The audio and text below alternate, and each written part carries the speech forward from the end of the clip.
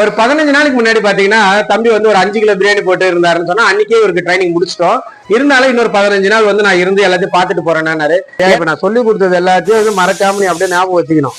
ஞாபகம் வச்சுக்கிட்டு போயிட்டு நீங்க சொந்தமா செய்யும்போது செஞ்சாதான் இதே ரிசல்ட் கிடைக்கும். நீங்க எதையாச்சும் ஒரு ஸ்டெப் மிஸ் ஆனாலும் பிரியாணிக்கு அது என்ன பண்ணும், என்ன நீங்க பண்றீங்களோ அதுதான் வரும். ஸ்டெப் மிஸ் பண்ணிட்டு அது சரியா வரலன்னு சொன்னா எந்த பிரயோஜனமும் இல்லை. பண்ணுற ஒவ்வொரு தப்புலேருந்தும் நம்ம புதுசாக கற்றுக்கிட்டே தான் இருக்க போகிறோம். நம்ம தொடர்ந்து வந்து நல்ல ஒரு சூப்பரான ரிசல்ட் வரணும்னா டெய்லி ப்ராக்டிஸில் இருக்கணும். ப்ராக்டிஸில் இருக்க தான் பிரியாணி வந்து பர்ஃபெக்டாக வர ஆரம்பிச்சிடும். அதுக்கப்புறம் நம்ம சொந்த ஐடியாஸ்லாம் நம்ம பண்ண ஆரம்பிச்சோம். ரொம்ப நல்லாவே ட்ரைன் ஆயிட்டாரு. இப்போ அவர் அழகா விட்டா பிரியாணி போட்டுருவாரு. 20 கிலோ பிரியாணி போடுற அளவுக்கு ரெடி ஆயிட்டாரு. ஸோ எனக்கு வந்து சின்ன கிஃப்ட் கொடுக்கணும்னு தோணுச்சு. இதான் பிரியாணி கரண்டி.